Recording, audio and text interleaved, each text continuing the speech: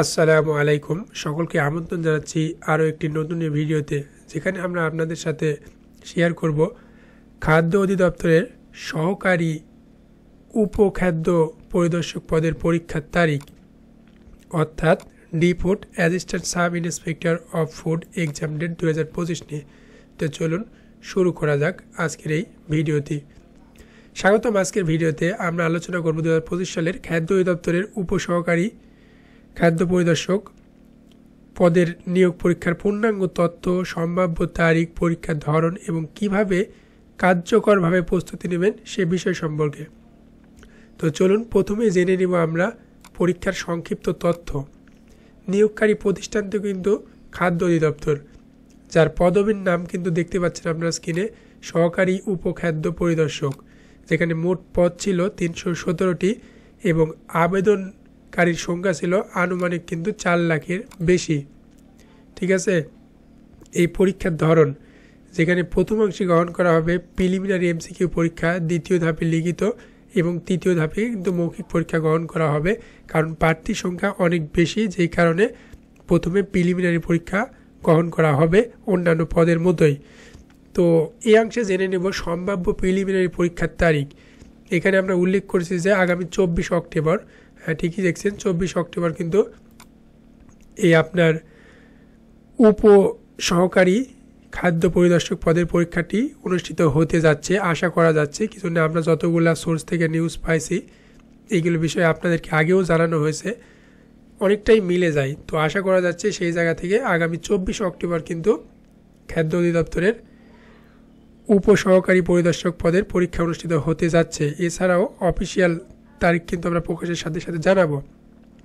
এই পরীক্ষাটি হবে কিন্তু বিভাগীয় পর্যায়ে, অর্থাৎ 8টি বিভাগের বিভিন্ন শহরে পরীক্ষাটি গ্রহণ করা হবে। তো স্বাভাবিকভাবে এত প্রতিযোগিতার মধ্যে সফল হতে গেলে কিন্তু সঠিক স্ট্র্যাটেজি নিয়েই প্রস্তুতি শুরু করতে হবে। সেই জন্য আমরা জানবো পরীক্ষার ধরন ও ফরম্যাট। ঠিক আছে।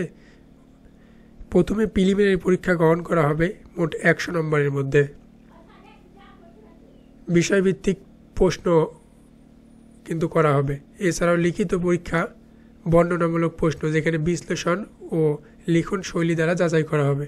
এছাড়া মৌখিক তথা ভাইবা পরীক্ষা, প্রার্থীর আত্মবিশ্বাস, কমিউনিকেশন স্কিল ও চাকরির যোগ্যতা কিন্তু এখানে যাচাই করা হবে।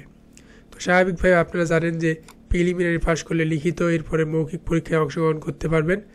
তাই প্রথমে প্রস্তুতি হচ্ছে সর্বোচ্চ বা সবচাইতে গুরুত্বপূর্ণ আর কি। এই জন্য এই ধাপে জানবো তৃতীয় ধাপে যে কী পড়বেন আপনি পরীক্ষায় ভালো করার জন্য নিচের বিষয়গুলো পড়বেন। এখানে কিন্তু দেখতে পাচ্ছেন যেগুলো বিষয় পড়বেন আর কি। প্রাইমারি অ্যানালাইসিস, যেটা আর কি প্রাইমারি পরীক্ষার প্রশ্ন যেগুলো আছে। এছাড়াও আপনার এনটিআরসি অ্যানালাইসিস ধরনের বইগুলো পড়বেন, সাধারণ জ্ঞান, বাংলা, ইংরেজি, গণিত ও মানসিক দক্ষতার জন্য। এছাড়াও আমাদের রয়েছে গুরুত্বপূর্ণ কিছু সাজেশন। তারপরে আপনি পড়বেন 35 থেকে 48তম বিসিএস প্রিলিমিনারি প্রশ্ন, যেগুলো বিষয়ভিত্তিক অনুশীলন খুবই কার্যকর। এছাড়াও এবছর সহ শুরু করে বিগত বছরের প্রশ্নগুলো পড়বেন, মানে প্রিভিয়াস কোশ্চেন যেগুলো আছে, যেমন এনটিআরসি, বিসিএস, ব্যাংক জব, এগুলো অনুসরণ করলে ট্রেন্ড বোঝা যাবে যে কী ধরনের প্রশ্ন হচ্ছে। এবং একই সাথে আপনি কিন্তু খাদ্য অধিদপ্তরের পূর্বের বছরের, অর্থাৎ ডিপুট প্রিভিয়াস এক্সাম কোশ্চেনগুলো দেখে নেবেন। পরীক্ষার আগে প্রশ্নপত্র অবশ্যই দেখবেন, কারণ এখান থেকে অনেকবার প্রশ্ন কিন্তু রিপিট করা হয়, আপনারা আগেও জেনেছেন।